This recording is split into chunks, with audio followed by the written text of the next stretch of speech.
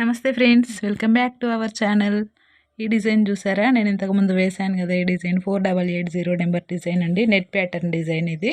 ఇంతకుముందు blue and pink కాంబినేషన్లో వేశాను. ఇప్పుడు రెడ్ అండ్ ఎల్లో కాంబినేషన్ ఇది.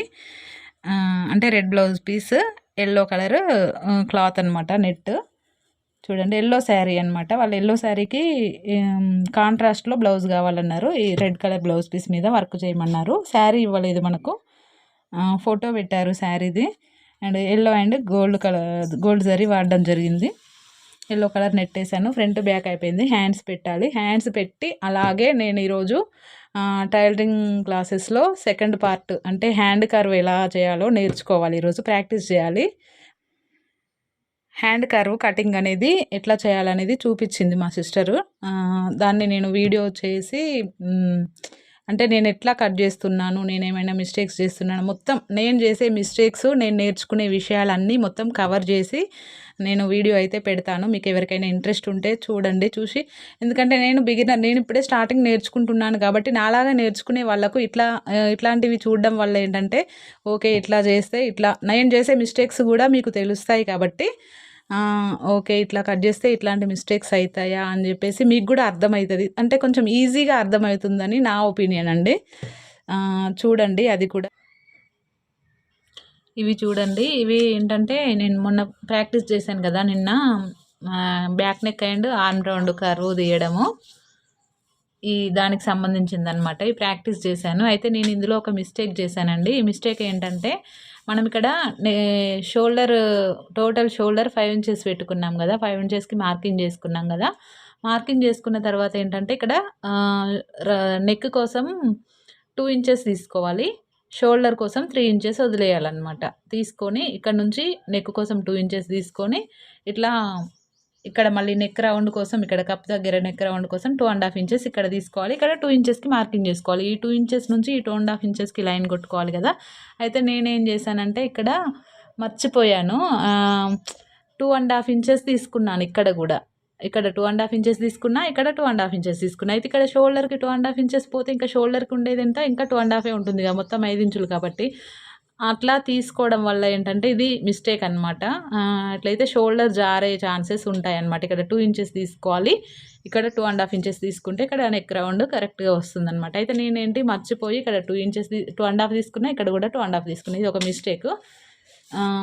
తర్వాత మా సిస్టర్ చూసి ఇట్లా కాదు అని చెప్పేసి అన్నాక మళ్ళీ నెక్స్ట్ ఇంకొకటి తీసుకున్నా. ఇది చూడండి, ఇక్కడ కూడా నేను మళ్ళీ అంటే నేను 2 ఇంచెస్ అని మైండ్లో అనుకుంటున్నా, కానీ ఏదో కన్ఫ్యూజన్లో, ఎందుకంటే అలవాటు లేని పని అయ్యో ఏమో కానీ ఇక్కడ మళ్ళీ 2.5 ఇంచెస్కి మళ్ళీ మార్కింగ్ చేసుకున్నా. మార్కింగ్ చేసి లైన్ కూడా కొట్టిన తర్వాత తీరా కట్ చేసే ముందు గుర్తొచ్చింది నాకు, అరే ఇక్కడ 2.5 తీసుకోవద్దు కదా అని చెప్పేసి మళ్ళీ 2 ఇంచెస్కి మార్కింగ్ చేసుకొని 2 ఇంచెస్కి లైన్ కొట్టి కట్ చేస్తాను. ఇది కరెక్ట్గా వచ్చింది నాకైతే.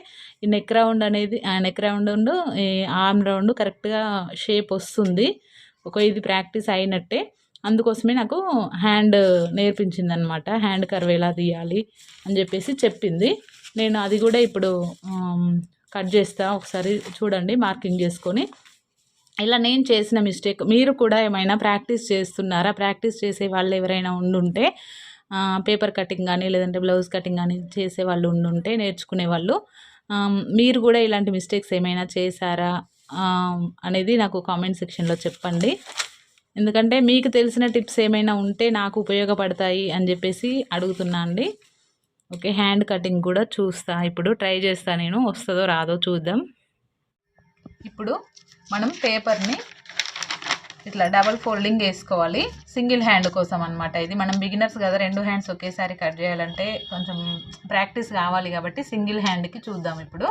అయితే పేపర్ని మనం ఇట్లా డబల్ ఫోల్డ్ వేసుకొని ఓపెన్స్ ఆపోజిట్ వైపు మనం బ్యాక్ నెక్ వేసుకున్నాం కదా, అలాగే ఫోల్డింగ్ మన వైపు ఉంచుకొని హ్యాండ్ పొడవు, ఇప్పుడు సపోజ్ నేను 5 ఇంచులకు హ్యాండ్ పొడవు తీసుకుంటున్నా. చూడండి, ఇక్కడ 5 ఇంచులకు హ్యాండ్ పొడవు మార్కింగ్ చేసుకుంటున్నా. ఇక్కడ నుంచి కింది నుంచి 5 ఇంచులకు మార్కింగ్ చేసుకుంటున్నా. ఇలాగే 5 ఇంచులు ఇక్కడికి అంటే లూజ్ దగ్గరికి సేమ్ యాజ్ ఇట్ ఈస్గా 5 ఇంచులకు మార్కింగ్ చేసుకోవాలి. మార్కింగ్ చేసుకున్న తర్వాత లైన్ తీసుకోవాలి. ఇక్కడ నుంచి ఈ మార్కింగ్ వరకు లైన్ గీసుకోవాలన్నమాట.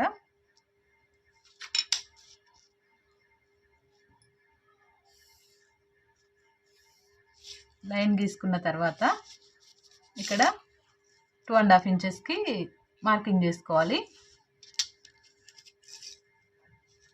ఇక్కడ హ్యాండ్ హైటు ఇక్కడ నుంచి ఇక్కడికి హ్యాండ్ హైటు 5 ఇంచెస్ తీసుకున్నాం కాబట్టి ఇది హ్యాండ్ లోత్ అన్నమాట. లోతు ఇటు నుంచి 5 ఇంచుల్లో సగం 2.5 ఇంచులు కాబట్టి ఇక్కడ నుంచి 2.5 ఇంచులకి ఇక్కడ మార్కింగ్ చేసుకోవాలి. మార్కింగ్ చేసుకున్న తర్వాత ఇప్పుడు ఏం చేయాలి? 2.5 ఇంచులకు మార్కింగ్ చేసుకున్నాం కదా, ఇక్కడ నుంచి స్ట్రైట్గా ఒక లైన్ వేసుకోవాలి. అటు ఇక్కడ నుంచి 2.5 ఇంచులకు మార్కింగ్ చేసుకున్న దగ్గర నుంచి స్ట్రైట్గా సగానికి ఒక లైన్ వేసుకుందాం. కొంచెం లైన్ వేసుకున్న తర్వాత మళ్ళీ ఇక్కడ ఖర్చు కోసం 1.5 ఇంచుకు మార్క్ పెట్టుకోవాలి. ఖర్చు కోసం హ్యాండ్కు ఖర్చు కోసం 1.5 ఇంచులకు మార్కింగ్ చేసుకొని ఇక్కడ ఒక మార్క్ పెట్టు. ఇది హ్యాండ్ లోతు ఈ నుంచి ఇడికి, ఇది ఖర్చు కోసం వేసుకొని ఇక్కడ ఒక లైన్ గీసుకోవాలి.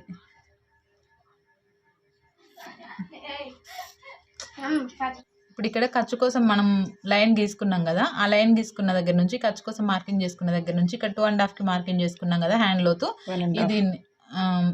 ఇది ఇక్కడ హ్యాండ్ లోతు 2.5కు మార్కింగ్ చేసుకున్నాము. ఈ ఖర్చు 1.5 కదా.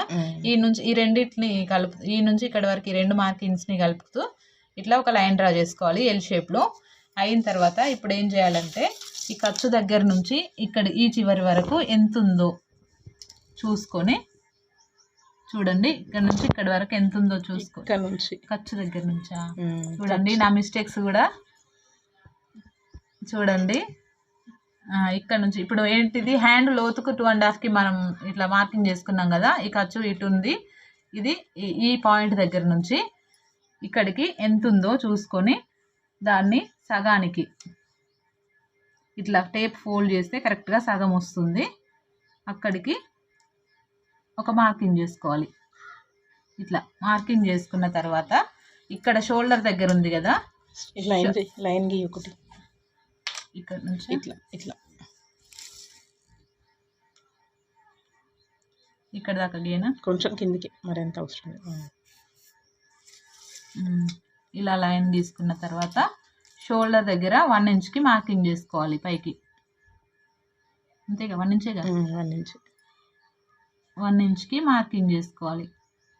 ఇప్పుడు మార్కింగ్ చేసుకున్న తర్వాత దీన్ని 1.5 ఇంచుకు కదా లోతు రౌండ్ కర్వ్ కోసం, హ్యాండ్ కర్వ్ కోసం. ఆర్మ్ కర్వ్ అయిపోయింది కదా నిన్ననే. చూడండి నేను మర్చిపోయినా. ఇక్కడ నుంచి ఇక్కడ మనం మార్కింగ్ చేసుకున్న దగ్గర నుంచి 1.5 ఇంచ్కి మనం ఏంటి హ్యాండ్ లోతు కోసం హ్యాండ్ కర్వ్ కోసం హ్యాండ్ కర్వ్ కోసం 1.5కి మార్కింగ్ చేసుకొని ఒక లైన్ వేసుకోవాలి. నాకు హ్యాండ్ చూసిన ఇంతకుముందు తను కట్ చేసేటప్పుడు కూడా చూసినా కానీ బ్యాక్ నెక్ ఫ్రంట్ నెక్ అంటే అర్థమవుతున్నాయి, కానీ హ్యాండ్ చాలాసార్లు కన్ఫ్యూజ్ అవుతున్నా నేను. నాకు హ్యాండ్ కట్ చేయడం ఎన్ని రోజులకు వస్తుందో చూడాలి. ఊకే కన్ఫ్యూజ్ అవుతున్నా. అట్లా కాదు, అట్లనే అంటే కానీ అక్కడి నుంచి కాదు, ఇక్కడ నుంచి ఇది ఇట్లా ఉండాలి. ఓహో ఇది నెక్ ఇక్కడ నుంచి ఇక్కడ మనం 1 ఇంచ్కి మార్కింగ్ చేసుకున్నాం కదా, ఈ 1 ఇంచ్ మార్కింగ్ నుంచి ఇక్కడ లోతు కోసం ఏంటి కర్వ్ కోసం మార్కింగ్ చేసుకున్నాం కదా, హ్యాండ్ కర్వ్ కోసం అక్కడి వరకు ఈ రెండింటిని మార్కింగ్ని అక్కడ 1.5 ఎందుకు తీసుకోవాలి అని చెప్పిన నేను. మనము అక్కడ ఆర్మ్ రౌండ్కి ఆర్మ్ లోతుకి 1.5 ఇంచు తీసుకున్నాం కదా, దాని ఆర్మ్ రౌండ్కే కదా 1.5 ఇంచు లోతు తీసుకున్నాం కాబట్టి సేమ్ మళ్ళీ ఇక్కడ ఇది హ్యాండ్ కర్వ్ కోసం ఇక్కడ కూడా 1.5 ఇంచు తీసుకోవాలి. ఈ రెండింటిని మార్కింగ్ కలిపి మళ్ళీ ఇట్లా కదా ఇది ఇట్లనే ఉంచి దీన్ని ఇటు తిప్పాలి. ఓకే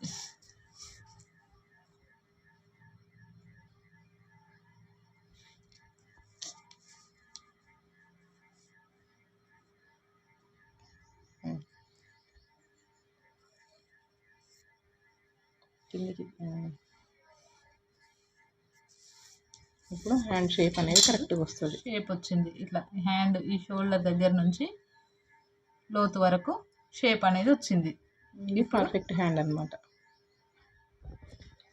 ఇప్పుడు ఏం చేయాలంటే దీన్ని కట్ చేయాలి. ఈ షేప్ ప్రకారం దీన్ని కట్ చేయాలన్నమాట. చూద్దాం. ఇంకా దీన్ని ఇక్కడ లోతు తీసుకోవడం అది నెక్స్ట్ పార్ట్లో. అంటే ఇప్పుడు మీకు 2 హ్యాండ్స్ కాదు కదా, ఒకటే హ్యాండ్ కదా. ఈ కరువు అలవాటు అయితే ఆటోమేటిక్గా అది కూడా వస్తుంది.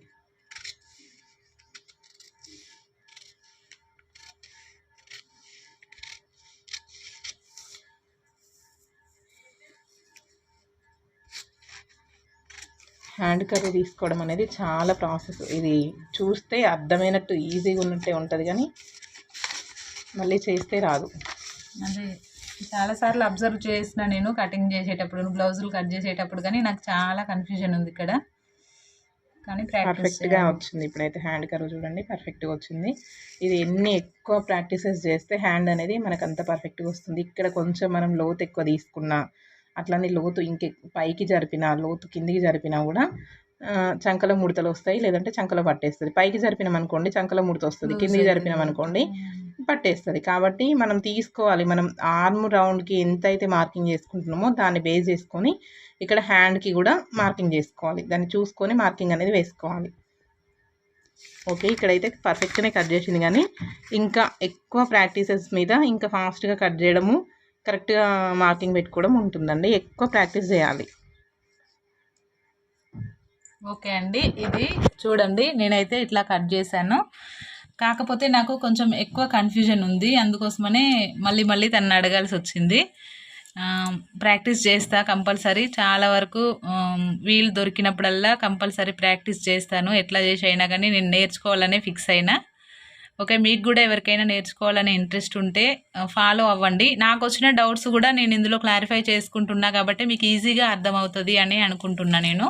ఎందుకంటే మనం వీడియో చూస్తున్నప్పుడు, మనం డైరెక్ట్ టైలరింగ్ అది ఏంటి కటింగ్ కానీ ప్రాసెస్ చూస్తున్నప్పుడు, వీడియో చూస్తున్నప్పుడు మనకు డైరెక్ట్ డౌట్స్ అడగడానికి ఉండదు. ఏమైనా కామెంట్ చేస్తే కామెంట్కి రిప్లై వచ్చినప్పుడు చూసుకోవడం వేరు. మళ్ళీ మనం ఇక్కడ డైరెక్ట్ నేను అడిగే డౌట్స్ ద్వారా మీరు క్లారిఫై చేసుకోవడం వేరుంటుంది కదా. అందుకోసమనే చూడండి, మీకు ఇంట్రెస్ట్ ఉంటే ట్రై చేయండి, మీరు కూడా ప్రాక్టీస్ చేయండి. నేను ఇంకా నాకు వచ్చిన డౌట్స్ అన్నిటినీ నేను క్లారిఫై చేసుకునే ప్రతి డౌట్ని నేను వీడియో రూపంలో పెడతాను. ఓకే అండి, ఈ వీడియో మీకు నచ్చినట్టయితే లైక్ చేయండి. కొత్తగా ఛానల్ని చూస్తున్న వాళ్ళైతే సబ్స్క్రైబ్ చేసుకోండి. ఆల్రెడీ టైలరింగ్ వచ్చున్న వాళ్ళు ఎవరైనా ఈ వీడియోని చూస్తుంటే ఇంకా బెస్ట్గా కట్ చేయడానికి కానీ, ఇంకా ఈజీగా కట్ చేయడానికి కానీ ఏమైనా మంచి టిప్స్ ఉంటే మాత్రం ఖచ్చితంగా షేర్ చేసుకోండి, చాలామందికి ఉపయోగపడతాయి. ఓకే అండి, థ్యాంక్ యూ ఫర్ వాచింగ్.